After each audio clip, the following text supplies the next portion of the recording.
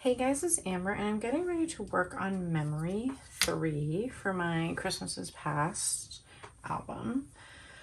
So I have a double page spread here.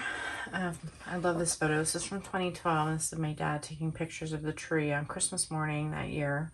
And I just really loved it because it just really showed how magical our house could be back then. They don't live here anymore. It also just kind of just shows his Christmas spirit, which is what I'm going to write about in my journaling. So today we are going to do the matte photo sticker paper, which I will show you how to do instead of trying to attempt to print this card through my printer. We're not doing it again. What I'm stuck on is deciding where I want my card to go. If it goes in the middle, it will block visually the tree and the stockings, which is what he's photographing. So I'm deciding if I want to maybe mount it to the photo here. There's nothing especially important here that would be covered. So I'm debating that in a way that I can make it look a little fancier. If I did have it flip in between, then I was looking at this green paper from Creative Imaginations, because I talk a little bit about some of my favorite Christmas music that always reminds me of my dad and Christmas. So that just relevant is, for green. And then this crepe paper Humanities collection, just because it's so pretty and it would really go well. So I'm considering that. I have this chipboard piece. I believe this is from the 2020 collection. It says December Beauty Around the House, but it really matched like the color of some pieces here. So I'm considering that. And then I also pulled out a die cut from Ali Edwards that just says home. And I have a little piece of white paper here to play with pulling that out. I was considering doing like a little layered thing over here, or just putting home. And then I have some puffy stickers that I pulled out to put the year down. So I have the black, white, and gold that are available from Ali's collection. And then I have this one, which was from several years ago. Just had a bigger font, obviously.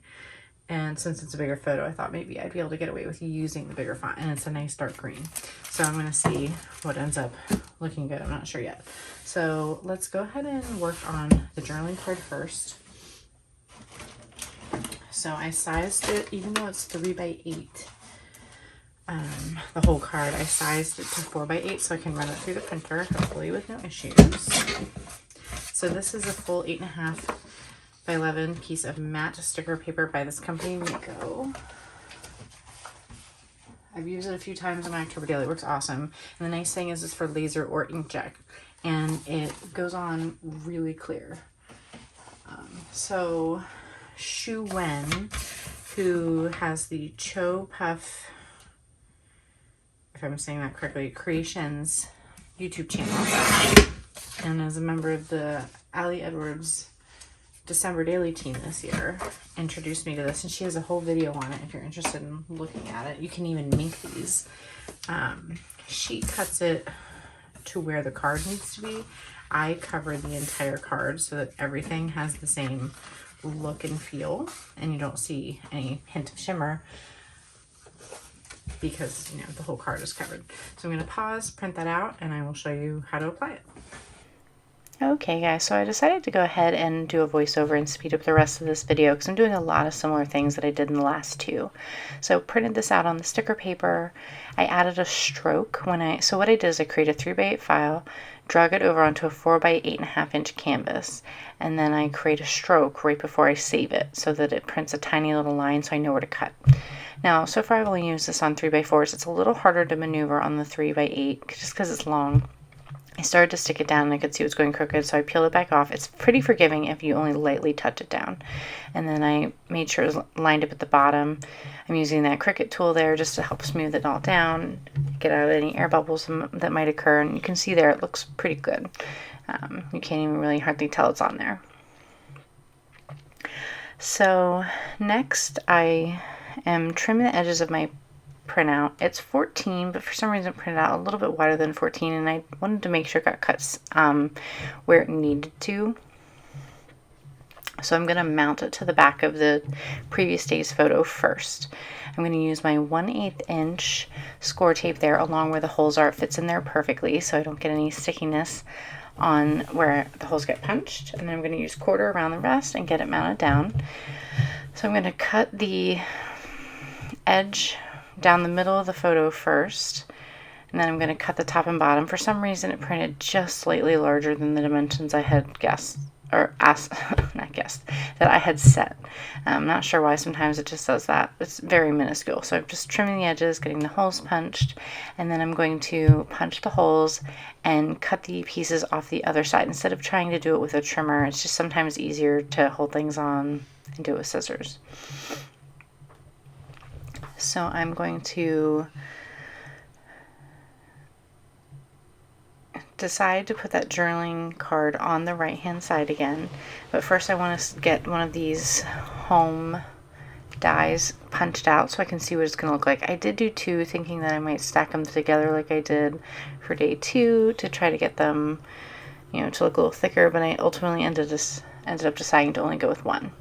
And I wanted to originally put it in that top left hand corner there, but the problem was I have a white wall and that very bright window with the sun shining through, and it just made it really hard to put a white die cut. So I'm going to end up moving it to the very bottom left of the photo and create a little grouping there. And I considered putting that journaling card up with pop dots for some dimension, but I ultimately ended up just deciding to mount it with 1/4 inch score tape. So I'm making a decision here. I pretty much right away eliminated the black numbers, but based on where the die cut was going to go, I wasn't sure if I was going to use white or gold or the green. But once I made the decision to move the die cut to the bottom, it made more sense to stick with the white ones. So I just put them on top of home instead of to the right, so I'm not like covering up my dad's foot. Just using some rolling date adhesive to secure that down. And then just using my paper piercer to help me get the numbers in place. So the last thing that I do off camera is stamp the date on the top of the card with StaysOn ink instead of my VersaFine ink so that it will not smear on top of the sticker paper. Had I been thinking, I might have stamped it underneath and added the sticker paper on top, but I wasn't thinking about it. So I'll share a photo of what it looks like at the end. It's nice and simple, but really loving getting all these stories down from my childhood that I'm remembering, or my teenage and college years. And thanks so much for watching.